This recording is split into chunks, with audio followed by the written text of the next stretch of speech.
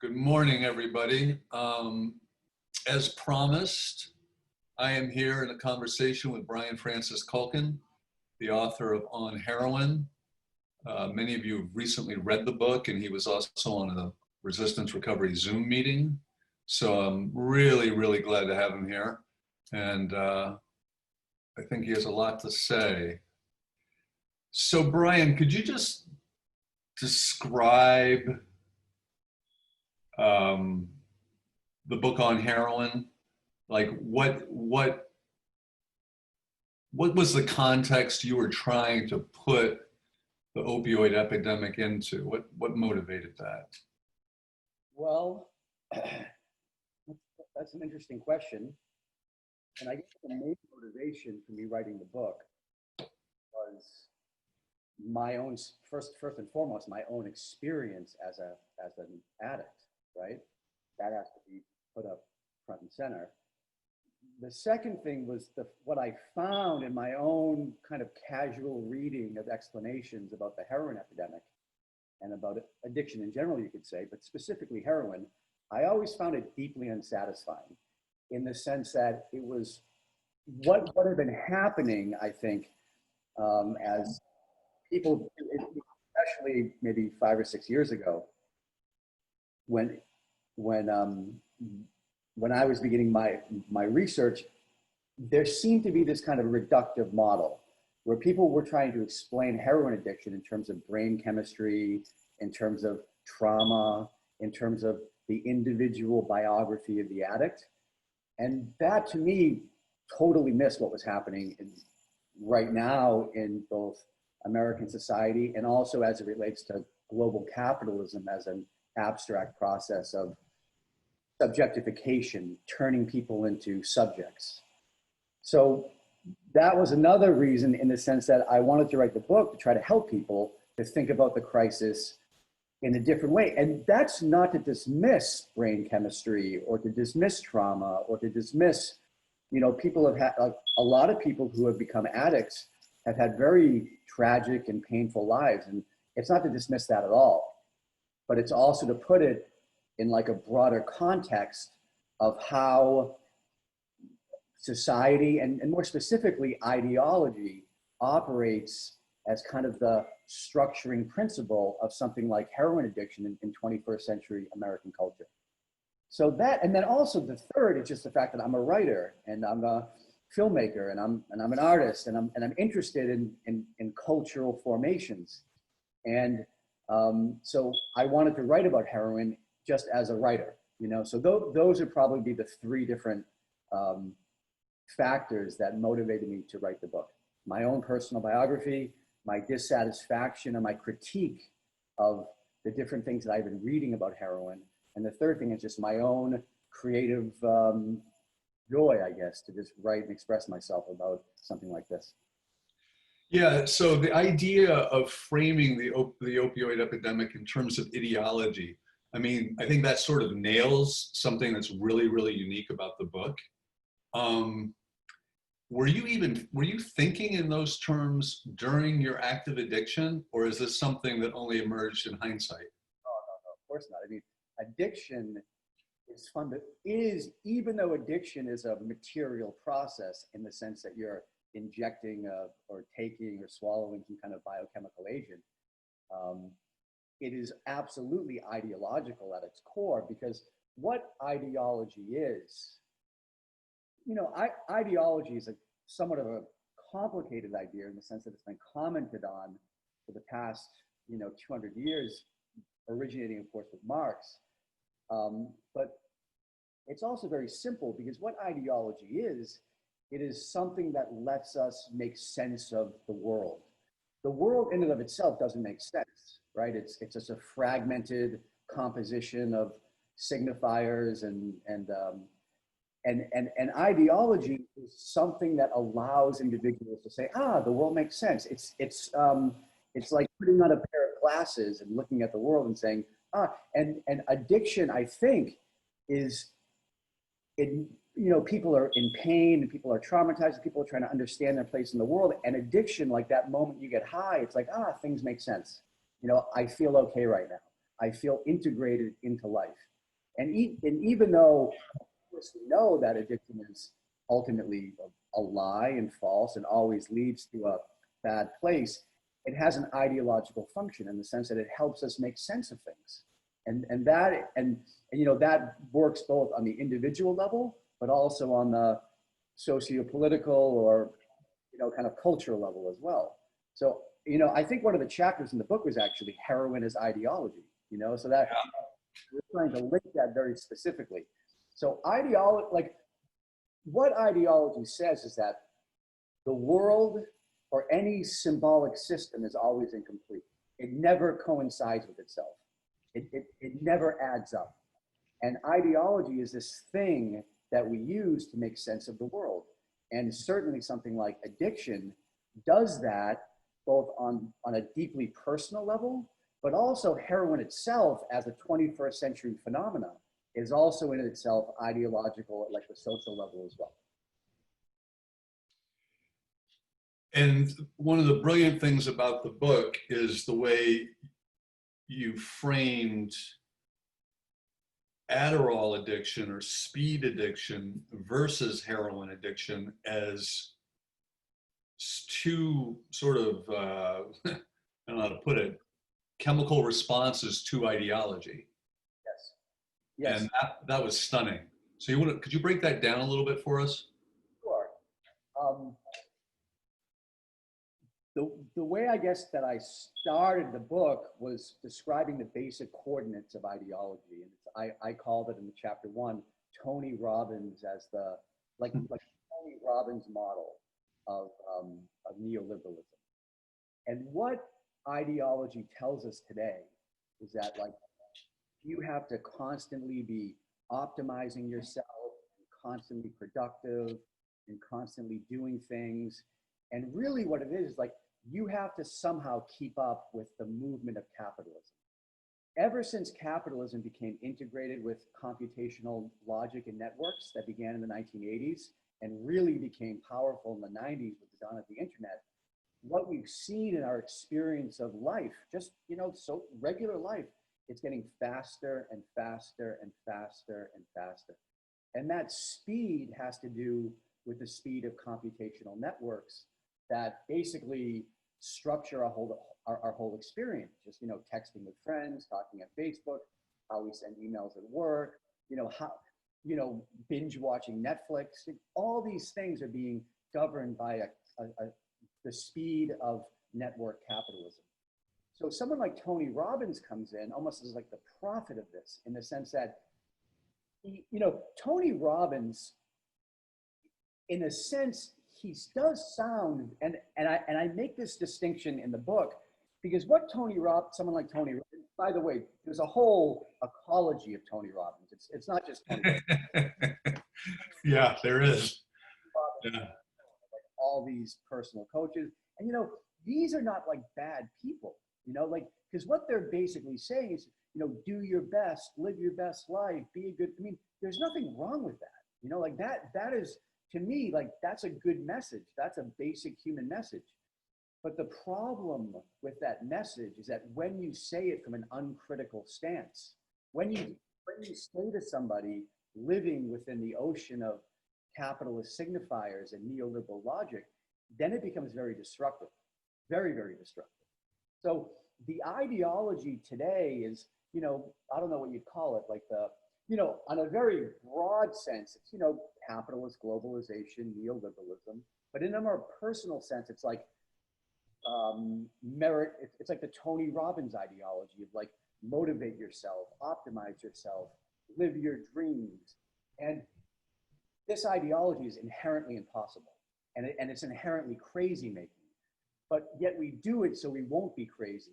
So the dichotomy between Adderall and heroin is precisely in the gap of that ideology failure, because Tony Robbins looks like he's on Adderall whenever he talks. He's so hyperactive and manic. It's like this Adderall kind of ocean that he's, do your best, blah, blah. And it's like Adderall helps us, or at least tries to help us, live the Tony Robbins ideology. It helps us be this like frantic, manic, mindless, productive machine, right? That kind of links with the Silicon Valley, Wall Street, Madison Avenue, Hollywood ideology nexus. And then the heroin addict on the precise opposite end is somebody who says, ah, fuck it, you know, excuse my language, ah, screw it, I can't even deal with this. And they kind of drop out of society. But either way, you need some kind of pharmacological intervention. You need some kind of ideological, and I use ideological on like the biochemical level. Either you need Adderall or you need heroin. Or, you know, some people need alcohol. Like, you know, everybody needs some kind of support, right? Yeah. And the recovery community, the whole point is to not need that support. But what I would say about the recovery communities, what you need is this kind of knowledge, this kind of theoretical knowledge that can help you defend yourself against this daily onslaught of ideology. I mean, there's a war against human beings today on planet. And I don't mean to sound overly dramatic saying that, but like there is a legitimate ideological war against people. And if you don't have this kind of theoretical power, this theoretical defense to fight back against it, then you can find yourself in all kinds of mental and psychological and emotional entanglements. So part of my book was to, you know, in a very simple way, help people, to give people this kind of theoretical knowledge where they can become more psychologically, intellectually, and most especially emotionally clear about what is happening in the world. I mean, because like the primary thing is how we feel. Yes, it's good to have theoretical knowledge and it's good to be intelligent, but what you really want is to feel good. What you really want is kind of a sense of consistency in your own body and your own mind. Yeah, and what I'm seeing, at least professionally, and I've said this for a long time, is that, you know, my clients never came to me because it's not really the dope, and it's certainly not they think they have some thought disorder. They're coming to me because they're in emotional pain. But what I've seen over the last 25 years is, you know, you can ameliorate the pain, you can show them certain techniques of, you know, regulating yourself, yoga, what have you, the 12 steps, the community. But as they leave those environments, those recovery environments, or even their meetings or their yoga studios, what have you, that environment they're going back out into is just faster and faster and more, as Alexander would say, more dislocating all the time. So I think your book is so timely because in recovery, we are responding to the emotional pain, and we have these techniques that work, they work discreetly, if you will, but without some sort of framework to understand that, you know, that seems to be very much the missing piece in the recovery community.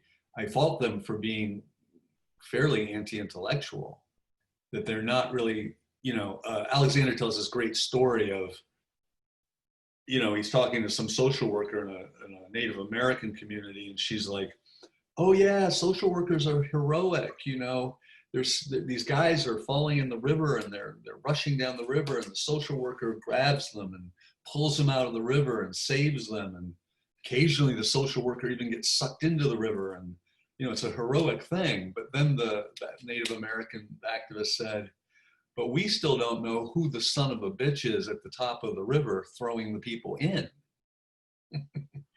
And that's where a book like yours, you know, it really, really answers some questions. Is, of course, there is no son of a bitch in the sense that it's, well, not as an individual, but as a systemic. people devolve into conspiracies in the sense that there's really a person throwing people in the river. Right. Understand the ideological horizon that doing it, and you know, and to a point, there are people, you know, to use your model, throwing people in the river, like, you know, the whole, like Wall Street, for instance, is throwing people in the river every single day in terms of the model of financial capitalism. And, you know, a technological system like Silicon Valley is quote unquote throwing people in the river. But these people are also these people, especially these people, are are being mediated by ideology in an even more directly brutal way. You know, so they like Zizek uses the line from the Gospels to describe ideology, and it's very true. Forgive them, for they know not what they do. And you know, when people are being structured by an ideological process, they are absolutely unconscious to it. They don't know what they're doing. They're just kind of, you know, they're like puppets on a string, right? And this is why someone like Tony, I bring up Tony Robbins again, he's like the ultimate puppet in the sense that he pretends like he's not, right? Yeah. Because what he is advising is in a way so profoundly, I would even use the term violent, even though he's saying good things, live your best life, you know, all these things that he's saying. But when you say that within the model of this hyper-competitive capitalist environment, it produces disastrous results. And the results, of course, are this kind of manic, frantic existence where your whole life is about productivity. Your whole life is about tracking yourself and surveilling yourself and almost being your own slave driver, for lack of a better term. The dialectic, it's interesting. One of the writers that I've been very interested in over the past few years is the German-Korean writer Byung-Chul Han, who I think is wonderful. And what he wrote is like, in the old days, there was this clear separation between the boss and the employee. The boss would say, do your job. And now it's like we've all become our own bosses. Like we're all like, it's like you wake up in the morning and the inner boss is like, you know, get going, like whatever, like get up and meditate or go exercise and then go to work and be productive. And then, you know, there's like this list of things to do so you can become a successful member of the idea of the neoliberal program. You know, 50 years ago, 100 years ago, it was not like that at all. You know, it was like the boss would tell people to do that and people would think of ways to resist that or say, I don't feel like doing that. You know, so there's been kind of like a dialectical collapse. But I do think like the good news is I think that will eventually change too. You know, I think people will hopefully wake up to that and things will change. And a book like this hopefully helps people address that in their own life and their own behavior and how ideology is working against them. Yeah, these kind of conversations, you know, they weren't, I would never have, this conversation wasn't on the horizon 15 years ago. So something is changing, it's emerging. When you talk about competition and how it is different, how it's picked up this momentum in the digital age, I mean, I think that, you know, that changes the nature, well, it changes something in the dynamic of addiction. And this, of course, leads us to one of the main ideas that you and some of your friends are associated with, which is hypermodernity. Could you kind of speak to what hypermodernity is and then relate it to what we're seeing in this sort of new context of addiction? Well, yes, as you said, I'm part of a group of writers and artists. We kind of refer to ourselves as the hypermoderns. And there's 5 of us in the group, myself, the American writer, poet, and theorist John David Ebert, the poet Michael Aaron Cammons, the now deceased artist Mary Church, and the British artist Chris Boyd. And there's also a few other people kind of associated with us, but that's the core 5 of us. And you know, when we got together a few years ago, we all kind of circled around John's writing, and John's like basically the leader of the group, you could say. And we all had this similar vision of what's happening in the world right now. And we articulated that vision under the name of hypermodernity. And you know, hypermodernity is a radical extension of the principle of modernity, of course, right? It's a hyper. And to put it in a word, to briefly describe it without getting too theoretically complex, it's just what happens to society when computational technologies link to capitalism and there's an explosion of signification. So what that does to people's sense of self, what it does to the economy, what it does to cultural formations, how artists respond to it, and really how people respond to it. And our work, I mean, you know, the five of us together have now written, if you add up all of our stuff together, it's like 50 books, you know, hundreds of pieces of art, poetry, films, you know, all this different stuff. So that's kind of, all of our work kind of deals with what is happening right now in the world, politically, socially, culturally, artistically. And we put that under the rubric of hypermodernity. So, you know, and the other thing too is, you know, hypermodernity is a very rapidly evolving concept, you know, so, you know, the book that John and I and Michael wrote together, Hypermodernity and the End of the World, I would, if people are interested in that idea, I would suggest reading that book. And also, you know, that's part of a trilogy that we're working on. So we're just working on book 2 of that. But all of our books, you know, on heroin, for instance, is a is an interpretation of the heroin crisis through the lens of hypermodernity. I mean, that's really what it is.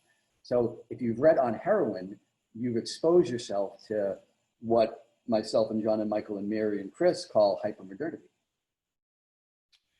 Okay, so with the digital revolution and the movement of information, data, capital speeding up, and you say that now the individual is in a much more complex sea of signification. Could you, for the audience, elaborate this idea of signification? I was just driving across.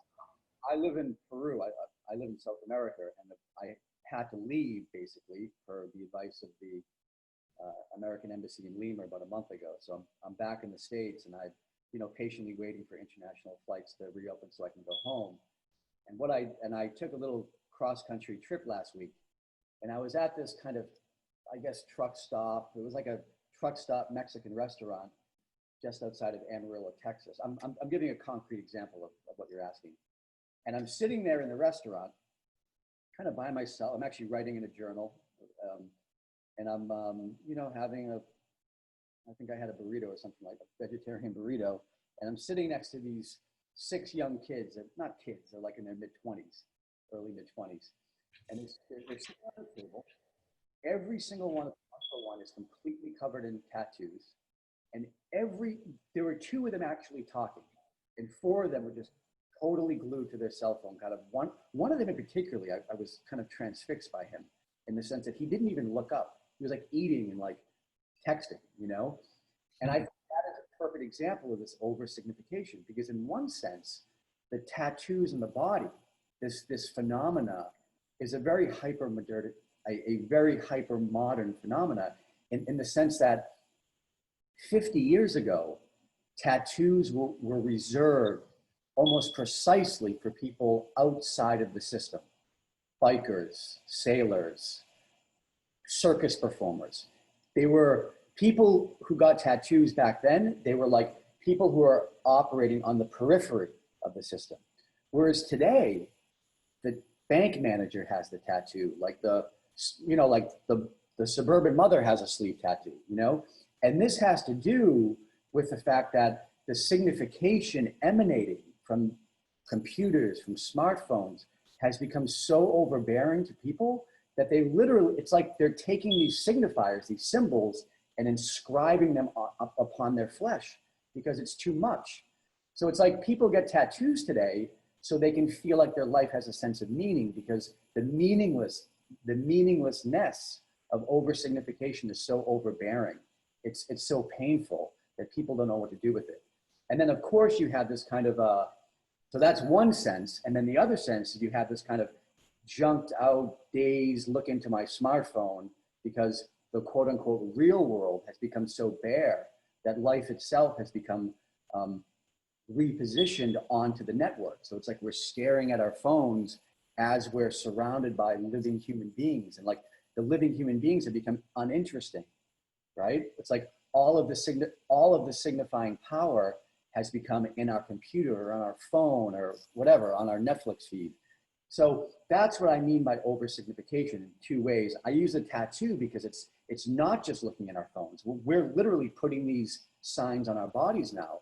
And then this kind of digital junk, really, you know, that we've all become iPhone, smartphone addicts.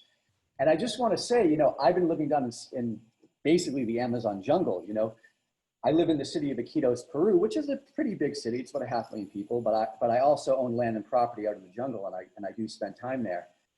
And being out there has really, like, I don't think I would have been able to see this stuff if I didn't live out in the Amazon. Like, if I was living in America, it'd be very hard for me to notice this stuff. And when I moved down to the jungle and I'm watching, you know, all these kids run around and play and like swim in the river, and, you know, the mothers and the just really beautiful, earthy, working class type of people. And then like, I'm looking at this, I'm like, wow, like this is very interesting. You know, like when I first got there, like, this is beautiful. This is incredible. And it was just something, it was just like regular social life. And then you look back at this like digital addiction that 21st century American capitalism has made all people, whether you're left-wing socialist or a Trump supporter, it doesn't matter. You're kind of in this matrix. That made me start to think about this over-signification, which thus led to my association with Ebert and hypermodernity and, you know, writing all these books that I've written now, and so on and so forth. But there is a problem of over-signification in our society. And the role of, you know, the cloud, when you think of the cloud, what that is, it's very much like a garage. I mean, that's what it is. It's a garage. And the purpose of the cloud, or the purpose of any server, is to hold signification. It's to hold data. It's to hold computational binaries, which thus, when we look at it on a screen, it signifies images or texts or videos or whatever. What is interesting is that the cloud is like bursting from the seams right now. It can't hold all the data.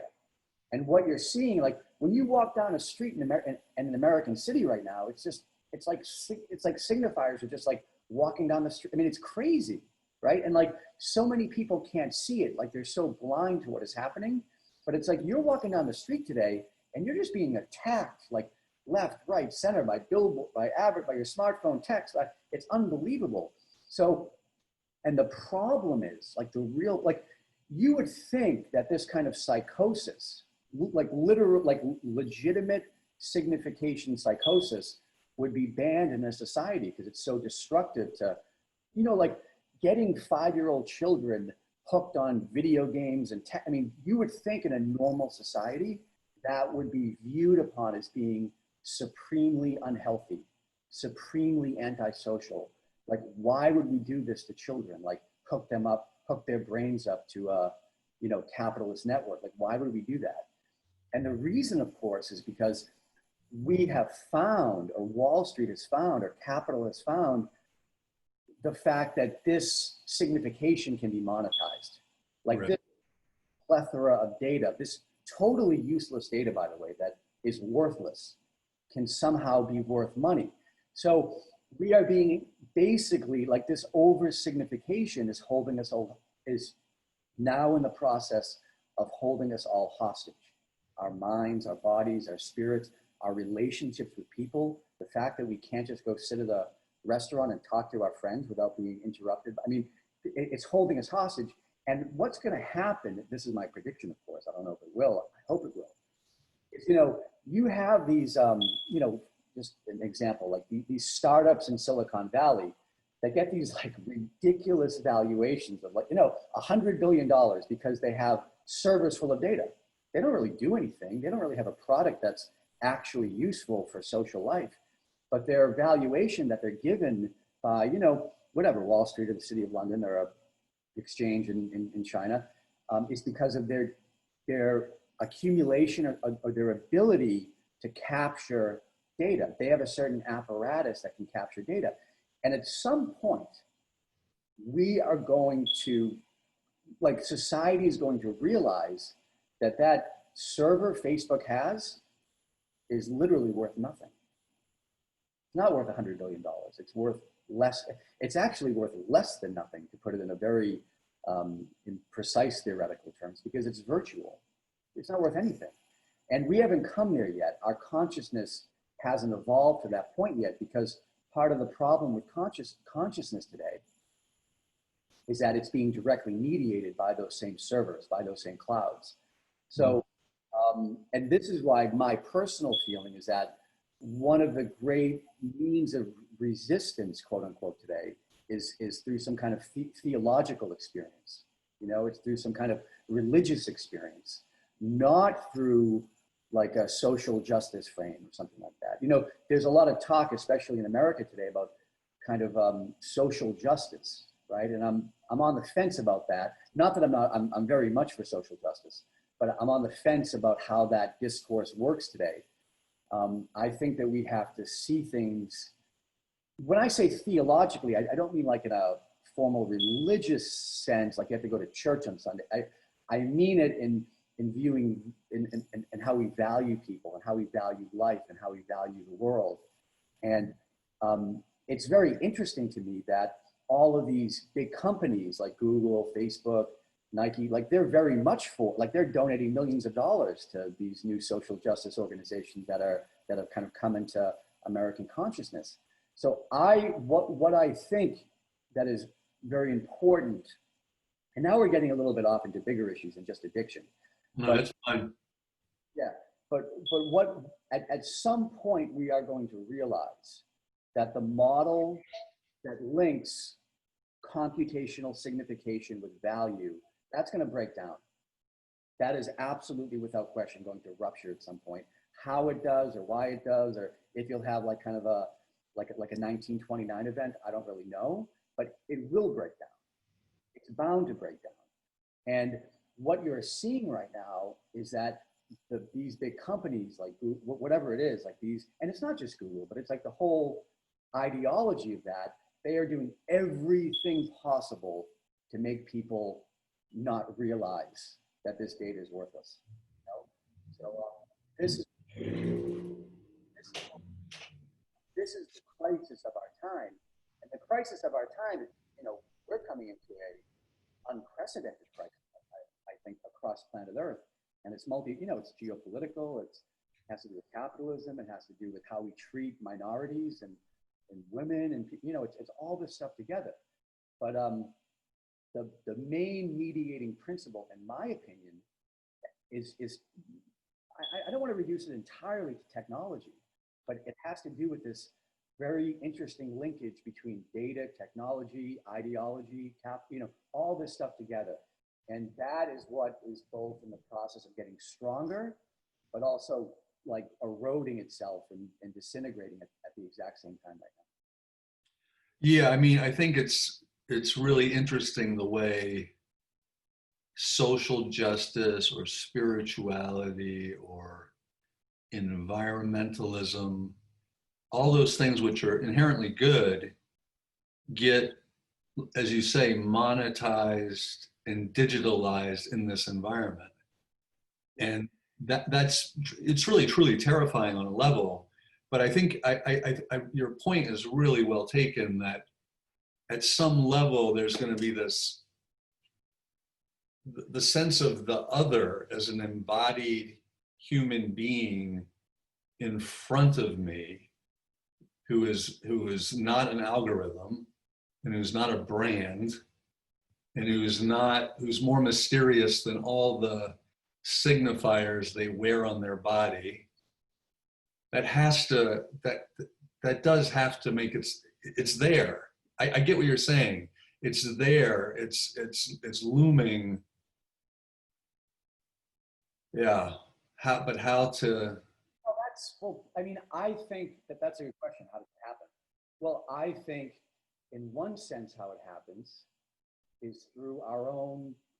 I listened to a great lecture or an interview a couple weeks ago with Zizek, and what he said is like, the way that you resist today is just through these very delicate, tender acts of kindness and care and decency. And I totally 100% agree with that. Like the best way to resist today is through these just like acts of mercy and kindness, period, nothing more. So that's one way to resist it. And then another way to resist it is like, we have to also consider the fact that the world itself is alive. that the world itself is changing, and like the world will help us realize these things. You know, like God will help us realize, or whatever you want to call it, the world, the universe, God. Like we have to also consider the fact that yes, we do our little part, but also there's something bigger that we can't quite see over the horizon that's also going to help us realize these things as well. So that's where something like faith comes in. You know, we have faith that something or someone or some power greater than ourselves is going to help us see things that we couldn't see before. And then in the meantime, we just have to do our own little work that we do to be decent. And then the third thing would be and this is where I think something like theory comes in. We have to find in our own way to access theoretical power. We have to access theoretical power. And by doing that, which I tried to, you know, my book in a way on heroin that's why I dedicated the book in the beginning to the heroin addicts of planet Earth. I dedicated it to them, not to be like sentimental or cheesy, but like literally, like this book will give you some theoretical power so you can think better, you know? And that's, so I would say those three things together. And then, you know, of course, the fourth thing is like, we have to live our lives. And, you know, like one of the things, I was just rereading Chesterton's novel, The Man Who Was Thursday, which is the great treatment on anarchy, you know? And it's the great treatment on the whole idea of anarchism. And what you're seeing in America of this kind of rise of anarchism, we think of this as like, or at least the anarchists think of this as like this kind of fighting of the power, taking down the power. And Chesterton, he's of course his ideas on anarchy are profound and nuanced and very interesting. But what Chesterton ultimately tells us is that the true revolution, the true revolutionary is not the anarchist. It's the guy who gets up and pays his bills and does the right thing every day. That's, you know, the anarchist is like doing that's the basic state of human existence is anarchy. Like that's the way it is. Whereas like the revolution is to develop a moral center. It's to like, you know, just be as average Joe, you know, and like not this narcissistic anarchism of I'm going to change the world. Like that's the Chestertonian insight, is that the revolution, the authentic revolution, is finding some kind of heart moral center. Like that's going against the world, tearing down monuments. I mean, and this, you know, tearing down monuments, that's a complicated thing. You know, like I don't want to simplify it like that. But Chesterton's insight is that the powers and principalities of this world, like the people who are running this world, to use your term, the people who are throwing people in the river, these people are the true anarchists. I mean, my God, like Google is like, that is anarchy, point blank anarchy. Goldman Sachs, point blank anarchy. These are the forces of anarchism. So when like you have this, like what appears like this bottom up anarchism, Chesterton's always very skeptical of that, you know, very, very skeptical, because he knows that the people that really hold power are the authentic anarchists. They're the ones that want absolute chaos so they can profit off it. So the revolution is the revolution of decency and normality, but not normality in like a repressive sense. Like Chesterton's normality is not like this kind of repressive, live in a suburban house and, you know, shut up. You know, that's not what he's saying at all. Chesterton's normality is this kind of magical daily existence of just, you know, living your life, being a good person, and kind of coming in contact with what you're talking about, the other, you know, seeing the mystery and magic of all human beings and children and you know, like that's what Chesterton means. Like Chesterton's version of normality is like an adventure. It's like waking up in the morning and being like, wow, I'm alive. Like that's what he means by normality. He doesn't mean like working a, you know, 9-to-5 job and living, you know, having this miserable normal life. It's not a bougie thing. It's a decency thing. Precise opposite of the bourgeois normality. And the bourgeois normality leads to anarchy, of course. You know what I mean? Like if you look at Chesterton was, of course, he was, I wouldn't say sympathetic to Marxism, but he understood that what Marx was saying had some validity to Marxist critique. Chesterton was just as critical of the bourgeois horizon, but just from a different perspective. And Chesterton knew full well that the bourgeois, like the rise of bourgeois industrial-based capitalism would inevitably lead to what we're seeing right now. Inevitably. Right. The destruction of community. What's so interesting about you talking about this is that I'm thinking that the moral center is the one thing that can't get digitally quantified. To the extent that they try to do it, it's always ersatz, it's always fake. They can fake it, they can pretend and give us these images of happy families and dogs and baseball in the park, but it's not the genuine article. So there's something about the moral center that actually is eluding. Actually, it's not going to, it already is eluding this sort of technocratic monster that we're facing. That's why, part of my book, addiction is a corruption of the moral center. It's a corruption of the human soul. So when you try to address that corruption through, methadone, like through some kind of pharmacological intervention, or through some kind of, technical, there's all kind of technologies being developed for, I think I mentioned in the book, this kind of pill that gets you high without addiction, this kind of opiate. Yeah, right. The holy grail. Exactly. So there are all these strategies right now in terms of trying to monetize addiction, and this goes to all kinds of things that are precisely what you're saying. It's trying to quantify and monetize the moral center, and this is what I think is like the breakthrough of something like AA. I mean, the problem with AA today is that AA is a literary program. It developed in the early part of the 20th century. It's based around a book, and it's based around the communion of bodies in a room. The moment you get smartphones and texting and videos into the social equation, AA can't really function as a social, it can't. Even though AA is absolutely brilliant, and I absolutely, without question, recognize that it saved my life. And it, the program is like an authentic breakthrough, in my opinion. The reason why AA feels so unsatisfying, and I should be honest, I don't really go to that many AA meetings anymore. Because there aren't that many AA meetings that speak English in the Amazon jungle.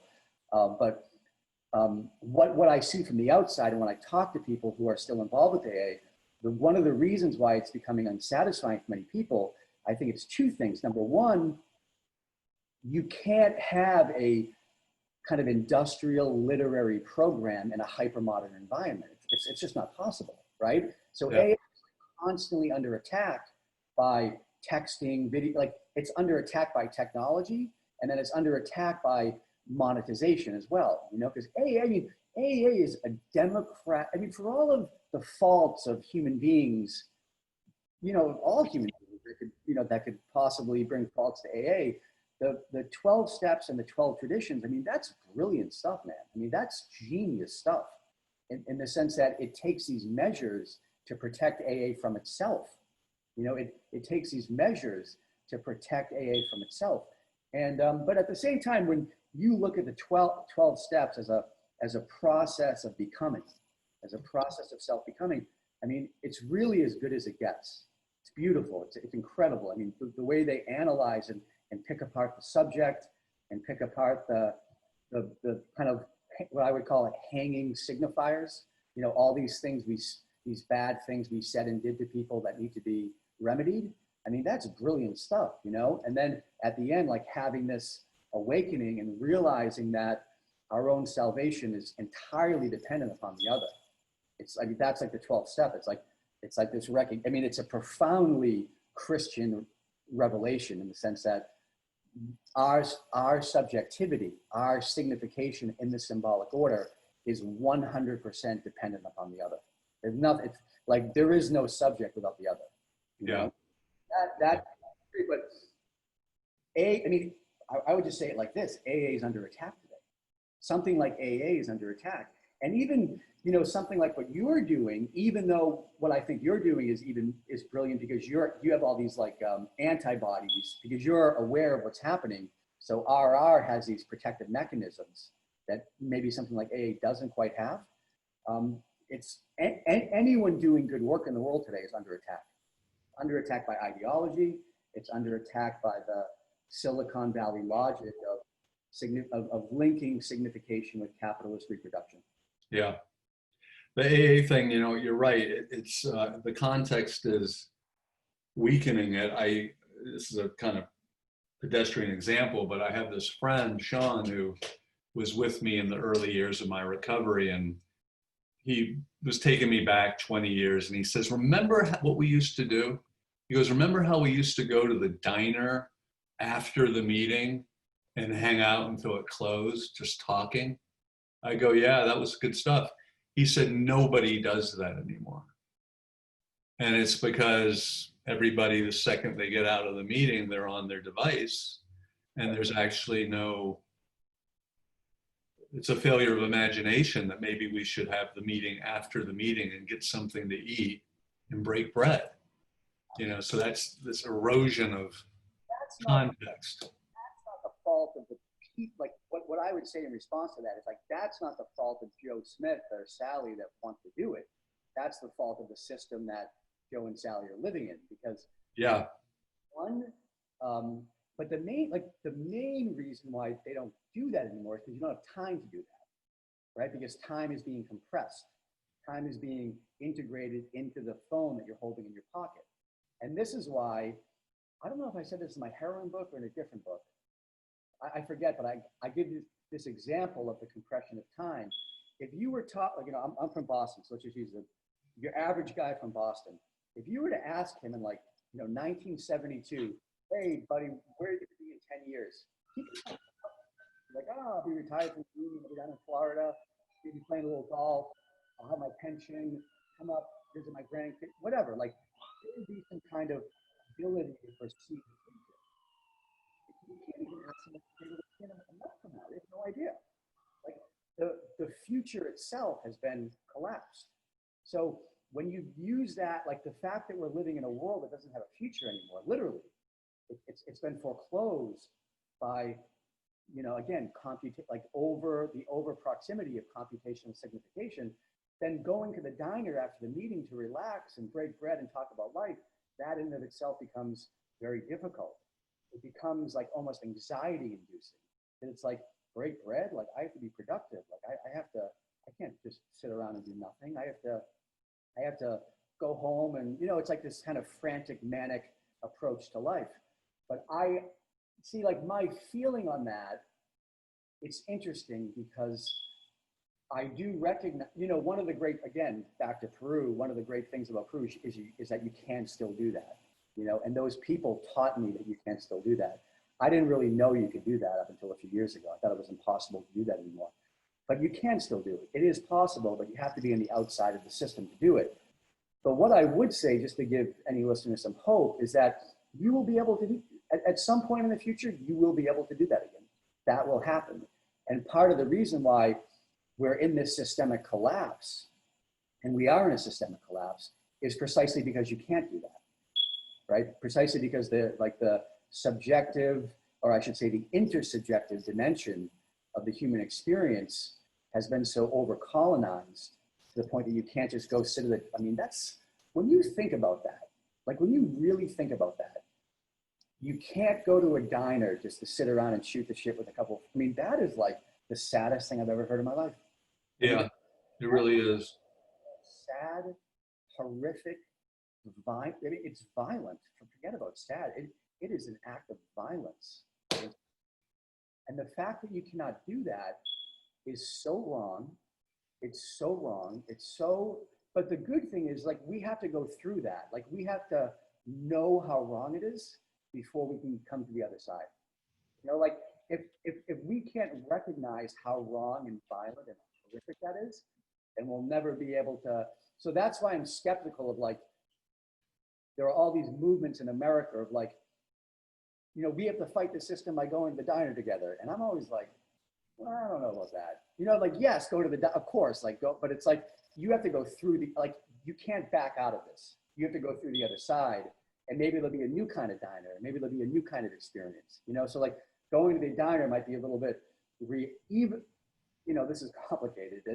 I don't want to call going to the diner a reactionary tactic, but the point is, Yeah. we have to come to the other side of this. We have to go through this.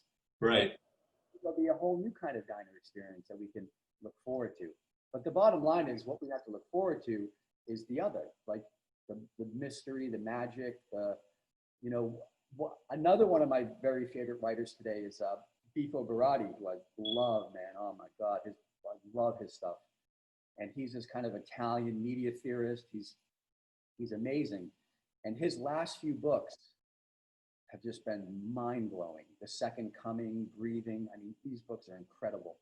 And one of the things he says, I'm not sure which one it was, but he says like you know, and this is, you know, Barati has this like long background of, you know, he's like this old school Italian Marxist who was like living in Bologna with the factories and, you know, all these kind of industrial protests back in the 60s. And he's like this old school dude. And his recent books have been like, and of course he's an atheist as well, but his last couple of books are like, I'm like, get the rosary, man. You know, like they have this spiritual, you know? And what he says is like, the most authentic form of resistance today is not like mass protests or even critiquing capitalism. It's like friendship. It's like, this is how we get out of this. It's like through each other and having this kind of like this real sense of solidarity. And I totally agree with that. I mean, totally agree with that for like the absolute, like, I don't think I can more agree with that. You know, the way we get out of this is by having good friends that we can rely on. Yeah. Have you ever heard of Vasily Grossman? I just want to say one more thing. Go ahead. That we're not competing with, you know, so like the structure of neoliberalism is that it creates a society of frenemies. That's what I would say. It's like we live in a world of frenemies. There aren't really like all of our friends, like like Facebook is like the frenemy friend. It's not a friend. It's like we're like competing for more likes and more share. Twitter even worse. Twitter is the ultimate frenemy space. We're like, nobody has any real loyalty to anybody else. Even if you're retweeting somebody, it's just a get. It's like, so your retweet can get likes. You know what I mean? So what I'm speaking of when is like real friendship, like actual, like I have your back. Like there is no greater love than a man who will lay his life down for us. Like that type of friendship.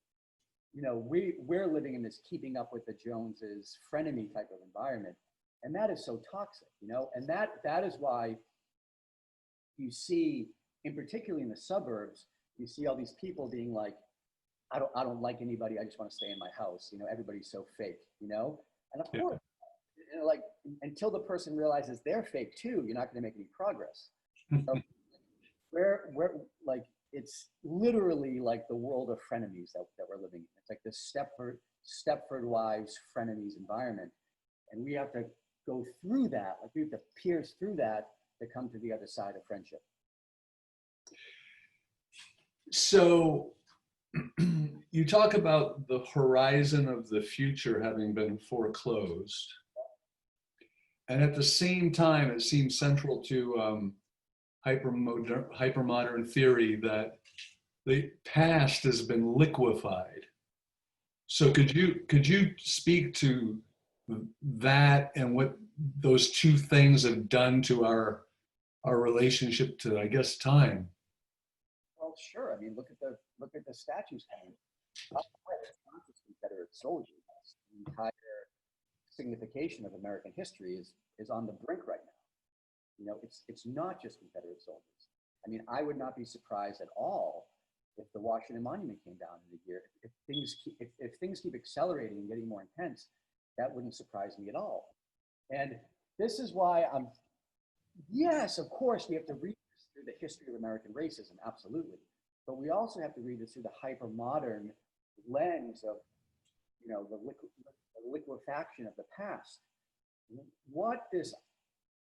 Our experience today is like pure present. It's, you know, it's like the model, like, I don't think we've realized entirely that time has changed. You know, in the same way, like, you know, one of the things that happened in the early 1800s, mid 1800s, is that time changed. And what I mean by that is that time stopped being the experience of the moon and the sun. It stopped being like a natural rhythm, of like a vibration of celestial phenomena. It became a clock.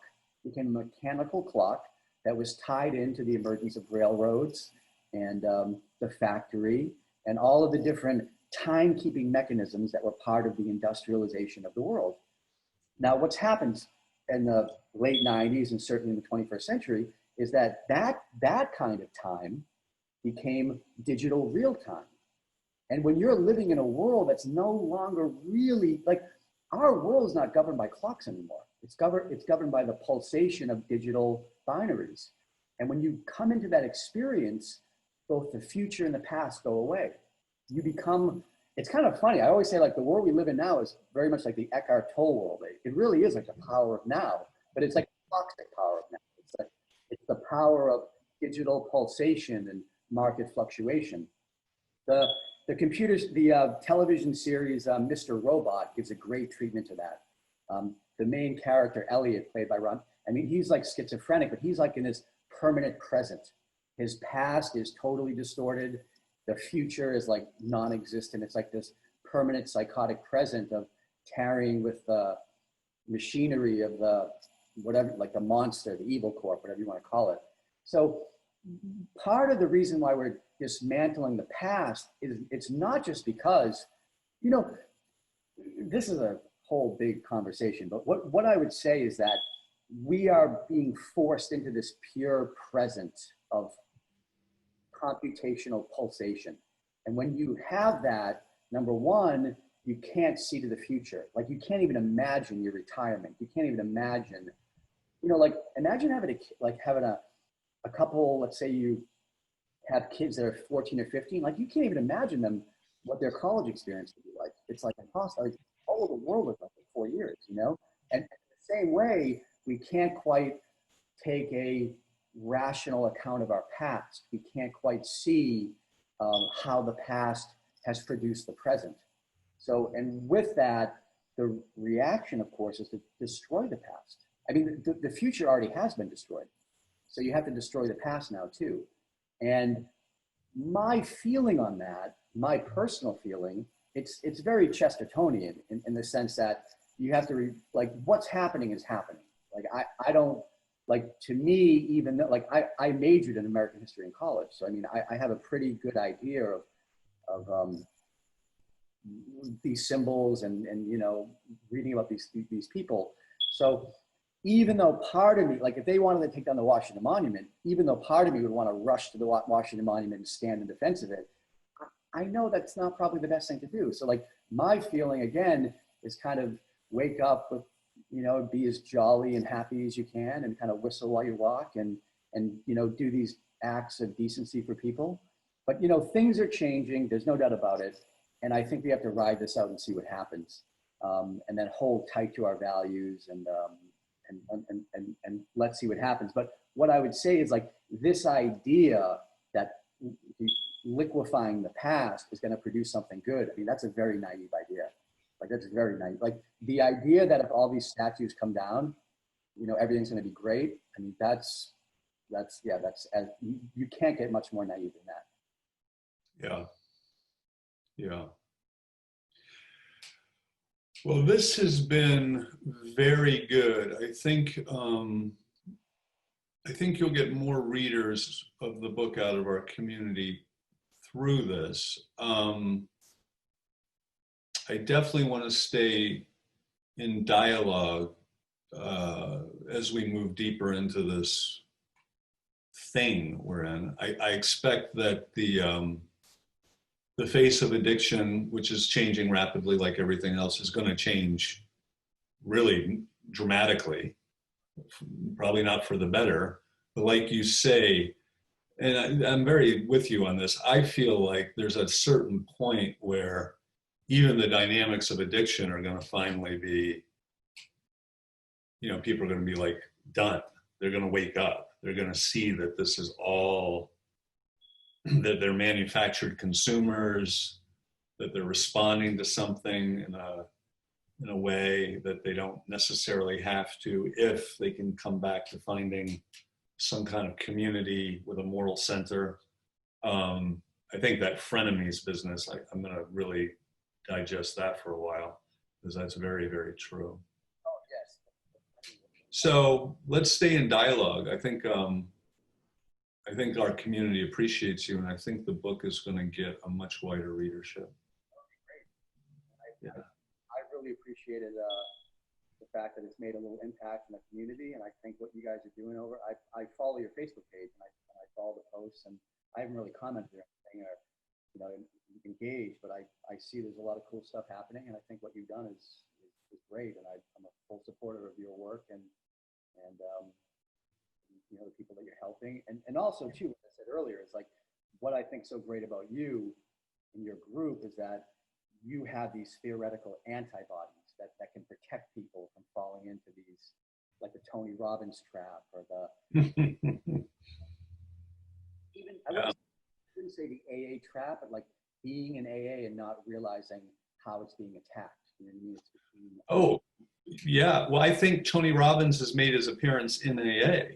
I mean, I think sometimes AA, its shadow side, if you will, is a multi-level marketing strategy. It has to come that. And Yeah. Because AA and it's in like the Dr. Bob sense of the word AA, it's like the anti-Tony Robbins. Like you literally, Yes. Dr. Bob, Bill probably had a little bit of Tony Robbins in him, a little bit, but Dr. Bob Yeah. like the legit anti-Tony Robbins. Like, Yeah. not getting more anti-Tony Robbins than Dr. Bob. Yep. The man rolled up his sleeves and just one-on-one. Yep. I got you. All right, Mr. Culkin. Much appreciated. Having me. It's great to talk to you. All right. Well, we'll be in touch.